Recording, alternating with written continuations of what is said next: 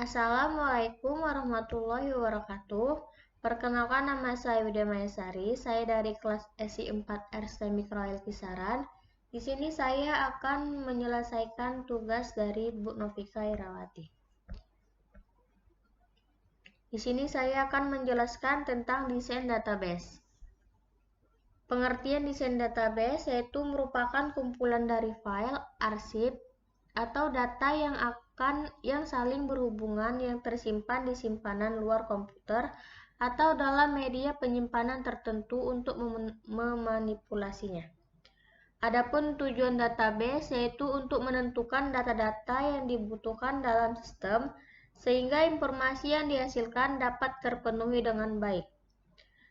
Proses-proses desain database ada 6, yaitu yang pertama analisis persyaratan, yaitu kita wajib mengetahui dan memahami apa yang diinginkan user atau pengguna database tersebut seperti data yang tersimpan dalam database, aplikasi yang akan dibuat dan jenis operasi yang akan digunakan, serta subjek sesuai persyaratan yang ada.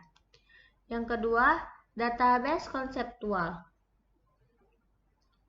yaitu salah satu dari model data tingkat tinggi yang digunakan dalam desain database agar menghasilkan desain atau gambaran yang sederhana yang sesuai dengan pemikiran pengguna atau user.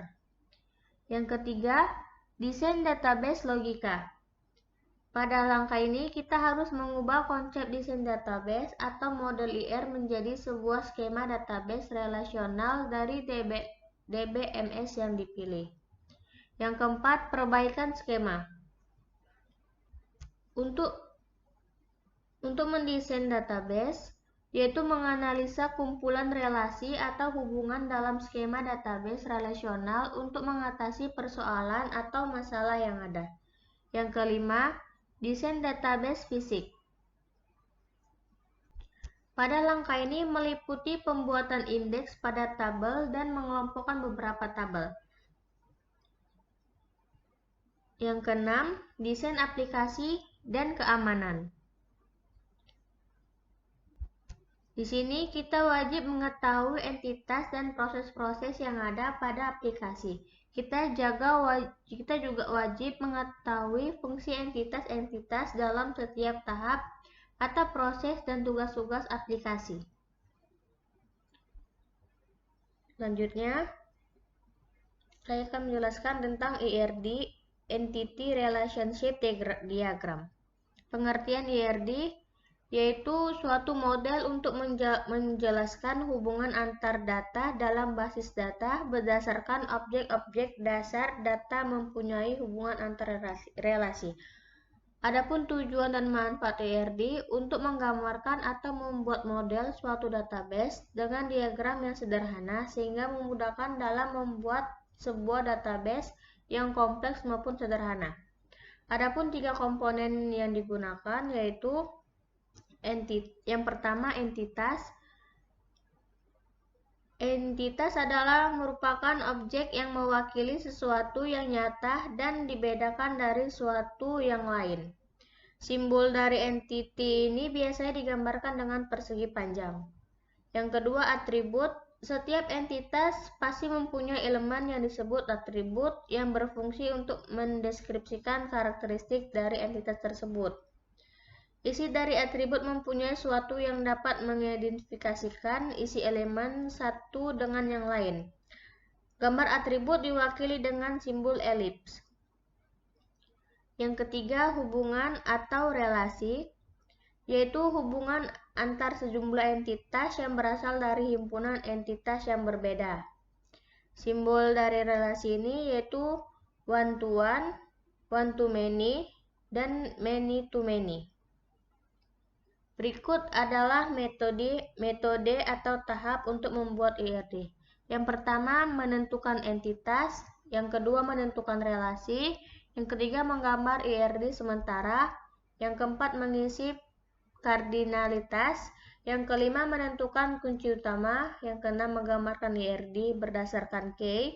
Yang ketujuh, menentukan atribut. Yang kedelapan, memetakan atribut. Yang kesembilan, menggambarkan IRD dengan atribut. Atribut dan set entitas.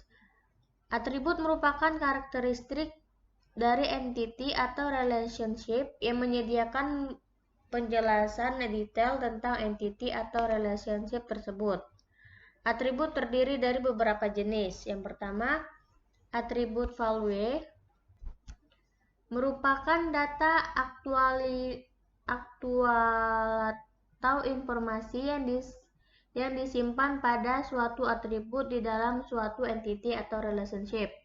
Yang kedua, atribut key merupakan atribut yang digunakan untuk menentukan suatu entity secara unik dan berbeda. Yang ketiga, atribut simple merupakan atribut yang hanya memiliki nilai tunggal. Yang keempat, atribut multivalue merupakan atribut yang memiliki sekelompok nilai untuk setiap instan entity.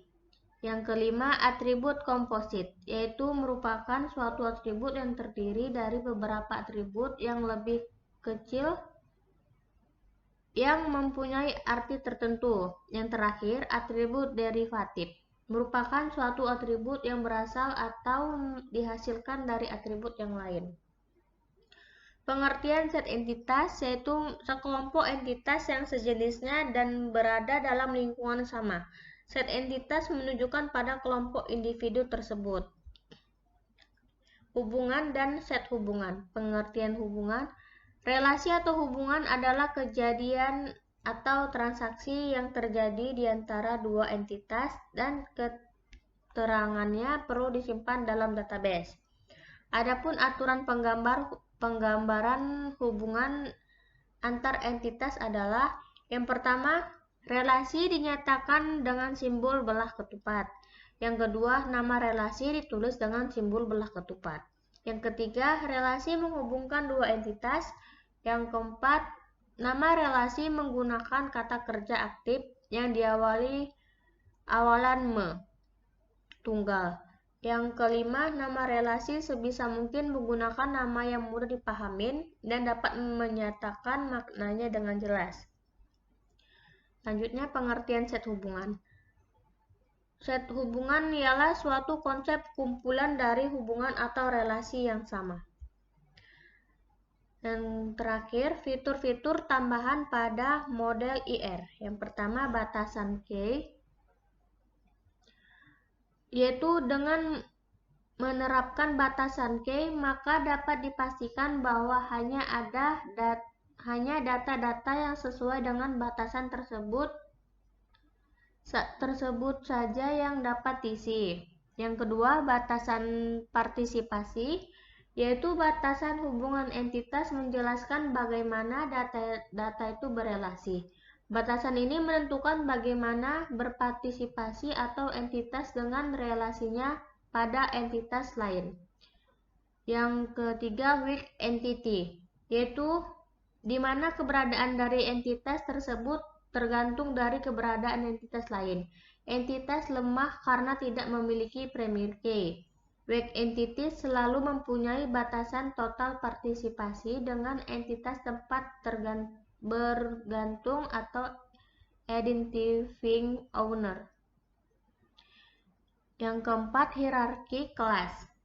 Proses pembentukan kelas baru dari sebuah kelas yang sudah ada disebut pewarisan.